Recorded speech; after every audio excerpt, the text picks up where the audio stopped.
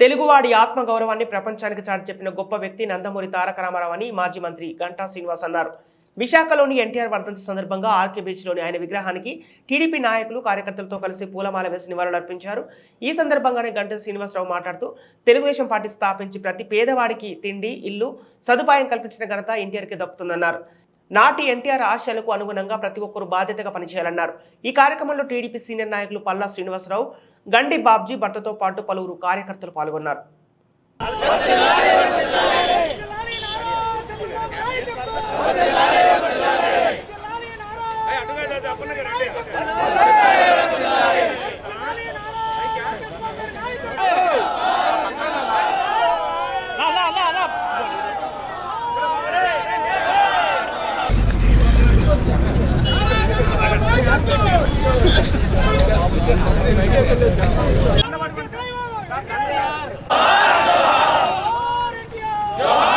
ఈరోజు మన తెలుగు ప్రజల ఆరాధ్య దైవం, యుగపురుషుడు అన్న ఎన్టీఆర్ గారి 28వ వర్ధంతి సందర్భంగా ప్రపంచవ్యాప్తంగా ఉన్న తెలుగు వాళ్ళందరూ కూడా ఆయన వర్ధంతి కార్యక్రమాన్ని ఘనంగా చేసుకోవడం జరుగుతూ ఉంది.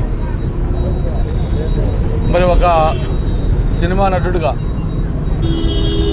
తెలుగు వాళ్ళ గుండెల్లో ఎంత చిరస్థాయిగా నిలిచిపోయారో, రాజకీయ పార్టీ స్థాపించిన తర్వాత ఒక ముఖ్యమంత్రిగా చేసింది తక్కువ సమయం కావచ్చు, 7 సంవత్సరాల 7 నెలలు కావచ్చు. కానీ ఆయన తీసుకున్న పరిపాలనా సంస్కరణలు కానీ, ముఖ్యంగా పేదవాడి సంక్షేమం కానీ ఇప్పుడు కూడా ఎవరూ మర్చిపోలేని విధంగా చేసిన విషయాన్ని అందరూ గుర్తు చేసుకుంటూ ఉన్నారు. ఎన్టీఆర్ అనే ఒక 3 అక్షరాలు, అది ఒక ప్రభంజనం, అది ఒక వైబ్రేషన్. చాలామంది రాజకీయ నాయకులు వచ్చారు, చాలామంది రాజకీయ పార్టీలు పెట్టారు, చాలామంది కనుమరుగైపోయారు. కానీ ఒక సమాజమే దేవాలయం, ప్రతి పేదవాడు కూడా దేవుడు.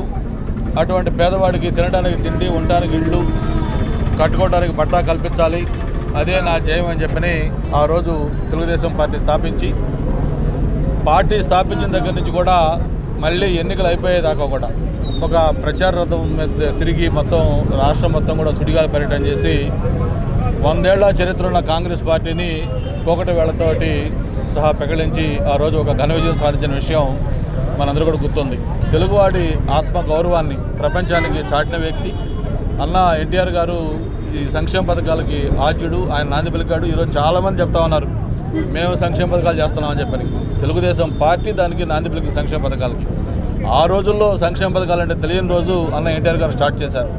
మరి ఆ తర్వాత చంద్రబాబు నాయుడు గారు సంక్షేమ అభివృద్ధిని రెండింటిలో కూడా సమన్వయం చేసుకుంటూ ఈరోజు తెలుగుదేశం పార్టీని దేశంలోనే కాదు ప్రపంచంలో ఒక క్రమశిక్షణ కలిగిన కార్యకర్తలతో ఉన్న పార్టీగా తయారు చేశారు. అన్న ఎన్టీఆర్ గారి ఆశయ సాధన కోసం అందరం కూడా కృషి చేయాలని చెప్పి కూడా తెలియజేసుకుంటూ, ఈరోజు కీర్తిశేషులు నందమూరి తారక రామారావు గారి 28వ వర్ధంతి సందర్భంగా ఇక్కడ పాల్గొన్నటువంటి ప్రతి నాయకులకు కూడా ధన్యవాదాలు తెలియజేస్తూ, వారి ఆశయాలని ముందుకు తీసుకువెళ్తామని చెప్పి తెలియజేస్తూ, అలాగే ఆయన కేవలం ఒక యువతకే కాదు, ఇప్పుడున్నటువంటి రాజకీయ నాయకులందరికీ కూడా స్ఫూర్తిదాయకం అని చెప్పి మేము తెలియజేస్తున్నాం. ఎందుకంటే ఆయన నాటకాల్లోనే కాకుండా సమాజ స్థాపన కోసం, అలాగే సంక్షేమానికి స్ఫూర్తి ప్రదాతగా ఆయన చేసినటువంటి ఆలోచనలు నిజంగా తరతరాలకి